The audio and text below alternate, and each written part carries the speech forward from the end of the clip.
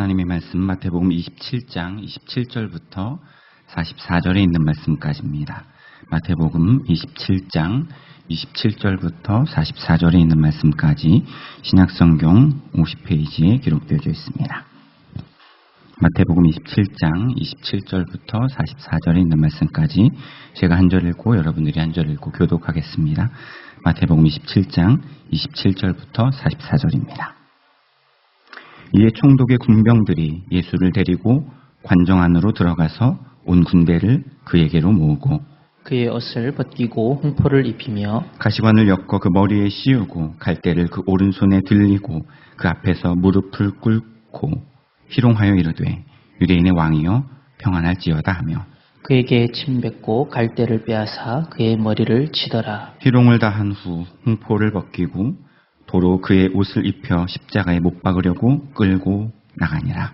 나가다가 시몬이라 구레네 사람을 만나매 그에게 예수의 십자가를 억지로 지어가게 하였더라. 골고다 즉 해골의 곳이라는 곳에 이르러 쓸개 탄 포도주를 예수께 주어 마시게 하려 하였더니 예수께서 맛보시고 마시고자 하지 아니하시더라. 그들이 예수를 십자가에 못 박은 후에 그 옷을 제비 뽑아 나누고 거기 앉아 지키더라. 그 머리 위에 이는 유대인의 왕 예수라 쓴 죄패를 붙였더라. 이때에 예수와 함께 강도들이 십자가에 못 박히니 하나는 우편에 하나는 좌편에 있더라. 지나가는 자들은 자기 머리를 흔들며 예수를 모욕하여 이르되 성전을 헐고 사흘에 짓는 자여 내가 만일 하나님의 아들이어든 자기를 구원하고 십자가에서 내려오라 하며 그와 같이 대제사장들도 서기관들과 장로들과 함께 희롱하여 이르되 그가 남은 구원하였을 때 자기는 구원할 수 없도다. 그가 이스라엘의 왕이로다. 지금 십자가에서 내려올지어다. 그리하면 우리가 믿겠노라. 그가 하나님을 신뢰하니 하나님이 원하시면 이제 그를 구원하실지라. 그의 말이 나는 하나님의 아들이라 하였도다 하며 함께 십자가에 못 박힌 강도들도 이와 같이 욕하더라. 아멘.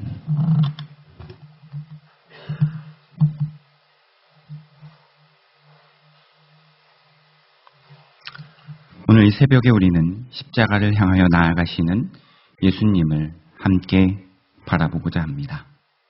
예수님께서는 십자가를 지시기 전에 군병들에게 희롱을 당하셨습니다. 채찍에 맞으시고 침뱉음을 당하셨습니다. 그렇게 온갖 모욕을 당하신 후에 만신창이가 된 몸으로 무거운 십자가를 짊어지십니다. 골고다를 향하는 길은 우리가 다 헤아릴 수도 없는 고통의 길이었습니다. 이제 그 예수님께서 십자가를 지시고 골고다에 도착하십니다. 십자가에 못 박히시기 전에 군병들이요 쓸개탄 포도주를 예수님에게 건넵니다. 이것은 마취제 같은 역할을 하는 것인데요. 십자가에서 처형을 당하는 죄인들이 그 처형당하는 순간의 고통을 조금이나마 줄여주기 위한 것이었습니다. 하지만 예수님께서는 그런 방식으로 우리의 죄를 덜 감당하고 싶으신 생각이 전혀 없으셨습니다. 그래서 그 쓸개탄 포도주를 거부하셨습니다.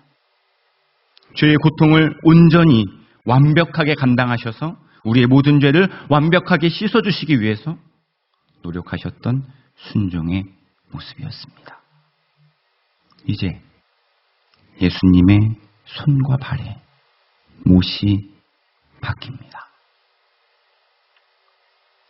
그렇게 십자가에 달리신 예수님을 바로 앞에서 지켜본 군병들은 예수님의 옷을 제비 뽑아 나누어 가집니다. 그 모습을 바라보던 지나가던 사람들, 대제사장들, 서기관들 모두 예수님을 욕했습니다.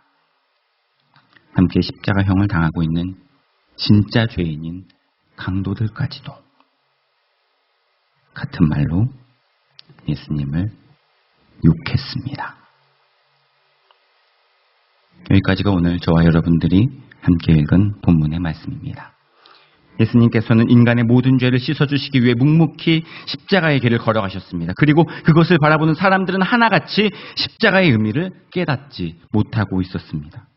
그나마 예수님께 위안이 되었던 한 사람, 구레네 사람 시몬도 사실은 어쩔 수 없이 억지로 눈치 보며 겨우겨우 예수님의 십자가의 길을 동행해 주었을 뿐이었습니다. 이렇게 함께 나눌 말씀을 준비하기 위해서 십자가의 길을 돌아보고 있는데 갑자기 제 마음속에 이상한 생각이 들어왔습니다. 예수님, 저 사람들 진짜 나쁘네요. 저렇게 나쁜 사람들 또 있을까요? 여기까지는 괜찮은 생각이라고 생각했는데 그 생각이 점점 무섭게 변했습니다. 예수님, 저는 아니죠. 저는 교회도 열심히 나오고요. 찬양도 열심히 하고 기도도 하고 예배도 잘 드립니다. 여러 곳에서 열심히 섬기고 헌신도 하고 있습니다. 그러니 저는 저 사람들과는 다르지 않습니까? 이렇게 물어보고 있는 저를 발견한 것입니다. 그리고 나서 십자가를 바라보는데요. 그 십자가에 비춰진 제 모습이 너무나도 무서워 보였습니다. 그 모습에 저는 이렇게 말하고 있었습니다. 나는 예수님을 십자가에 못 박지 않았다. 나는 아니다.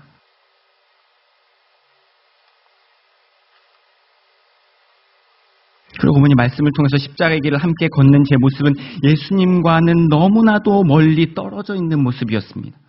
예수님을 바라보고 있었고 예수님과 함께 걷고 있었지만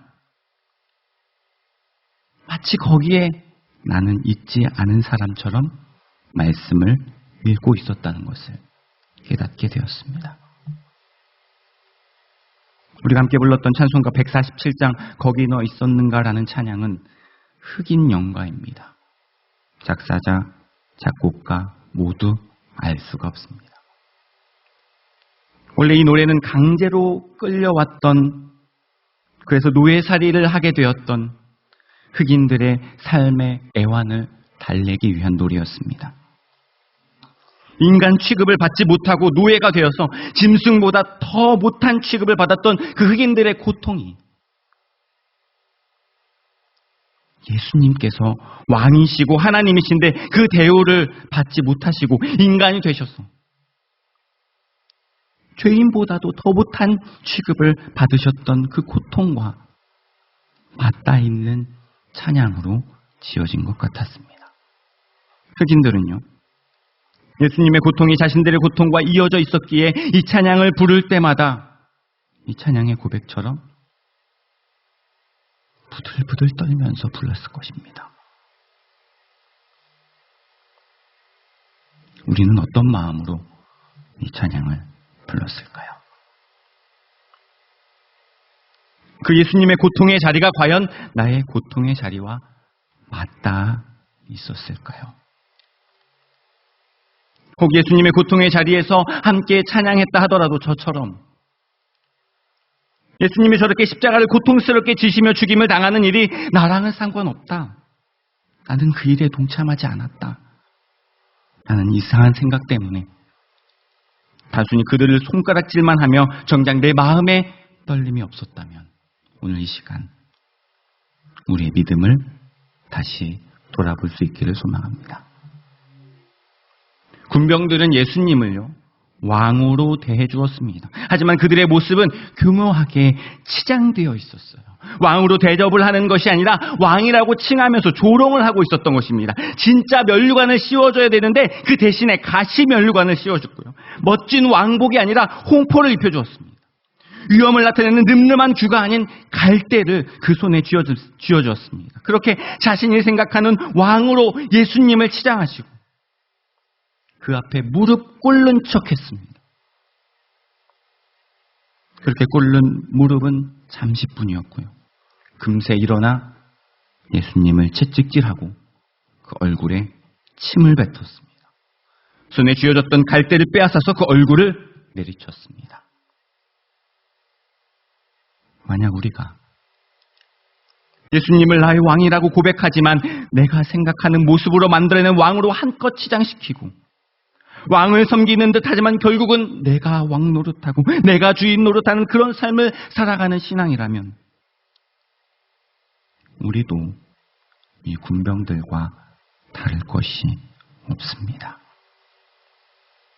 이 군병들은 예수님의 옷을 제비 뽑아 나누어 가졌습니다.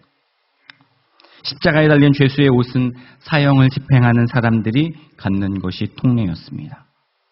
아마도 사형을 집행하는 대가를 받은 것일 것입니다. 여러 명이 있었기 때문에 나눠 갖기 위해서 제비를 뽑은 것 같습니다.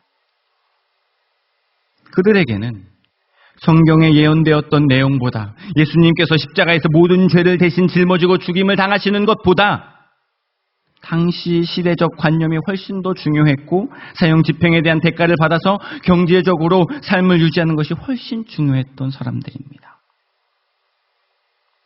만약 우리가 하나님의 말씀의 가치보다 세상의 가치를 더 소중히 여긴다면요. 하나님 나라를 세워가는 소명보다 이 땅에서 먹고 살기 위한 경제적 가치에 더 열심을 내면서 살아간다면요. 어쩌면 저와 여러분 역시 십자가 앞에서 예수님의 옷을 나눠 갖는 사람 중에 한 명일지 모릅니다. 지나가는 행인들과 대제사장들, 서기관들과 십자가에 매달려 있었던 강도들 모두 예수님을 욕했습니다. 하나님의 아들이면 능력을 보여서 그 고통과 고난을 완벽하게 끝내고 십자가에서 내려와라. 그러면 내가 믿겠다. 사실 그동안 예수님을 따르던 수많은 무리들은요.